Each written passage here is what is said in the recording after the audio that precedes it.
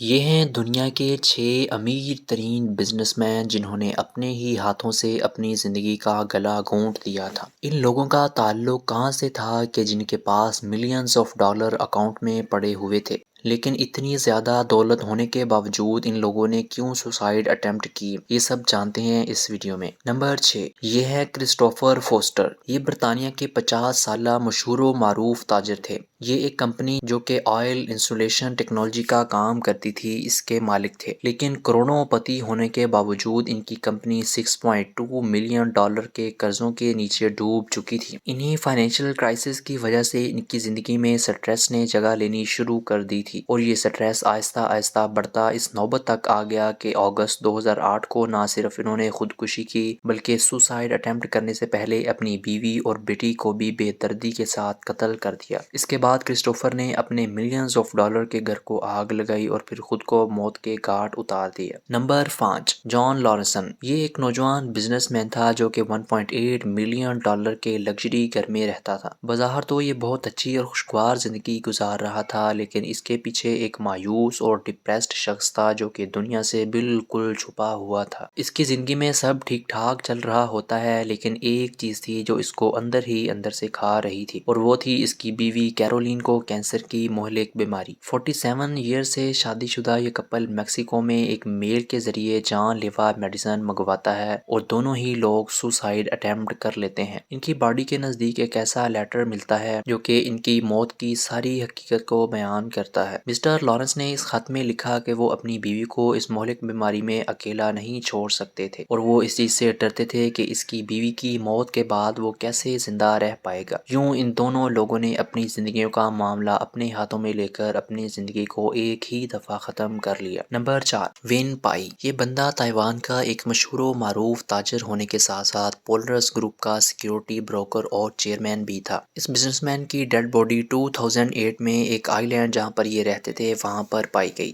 جب اس کی فیملی نے پولیس کے ساتھ مل کر انویسٹیگیشن کی تو پتہ چلا اس وقت میڈیا پر چلنے والی افواہوں کی وجہ سے اس بندے نے اپنی زندگی ختم کر لی تھی۔ یہ افواہیں تھیں اس بندے کی اور نیشنل چیو تونگ یونیورسٹی کے پریزیڈنٹ کے بارے میں۔ اس بندے نے اس وقت اپنی زندگی ختم کی جب اس پر یہ الزامات لگائے جا رہے تھے کہ یونیورسٹی کے ایک سابقہ صدر باقاعدہ طور پر پولر سے ادائیگیاں وصول کرتے ہیں۔ ان کے کردار پر یہ لگے گئے الزامات اس قدر تھے کہ اس نے ان الزامات سے اپنے آپ کو بری الذمہ کرنے کے لیے موت کو گلے لگا لیا۔ نمبر 3، پول کیسل۔ پول کیسل ایک بزنس مین اور پراپرٹی ٹائکون تھا جس نے ملکہ انگلینڈ سے کسی وقت میں ملاقات کی تھی اور پرنس چارلس کے ساتھ مل کر پولو بھی کھیلا کرتا تھا۔ اس بندے نے 2010 میں اپنی زندگی کو ختم کرنے کا فیصلہ کیا کیونکہ اپنی کاروباری زندگی میں اس نے پراپرٹی میں بہت سے ایسے فیصلے کیے تھے جو کہ محض اس کے نقصان کا ہی سبب بنے۔ اس بزنس مین کا گیس اور آئل پروڈیوس کرنے والی کمپنیوں میں بھی شیئر ہوا کرتا تھا، اور وہ یہ سارا سرمایہ بھی کھو چکا تھا۔ زندگی کے آخری دنوں میں اس کو ہارٹ اور ٹیومرز کے مسائل سے دوچار ہونا پڑا تھا۔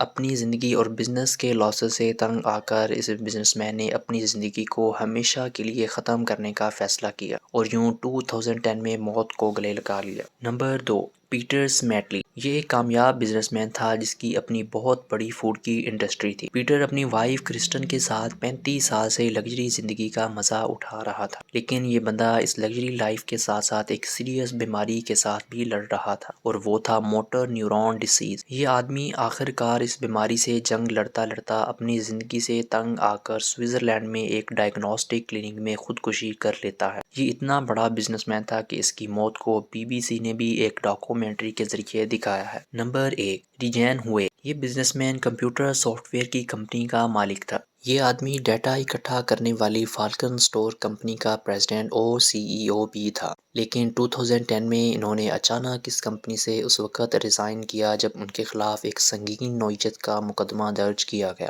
تائیوان میں پیدا ہونے والے اس بزنس مین کو جو کہ USA میں 1984 میں اسٹڈی کے لیے گیا تھا، ان کی کمپنی ان کو ویژنری لیڈر مانتی تھی۔ آخر کار اس کروڑ پتی آدمی نے 2.5 ملین ڈالر کے گھر کے سامنے والے لان میں اپنی زندگی کو ختم کیا۔ اس دنیا میں ہم سمجھتے ہیں کہ شاید پیسے سے انسان سب کچھ خرید سکتا ہے۔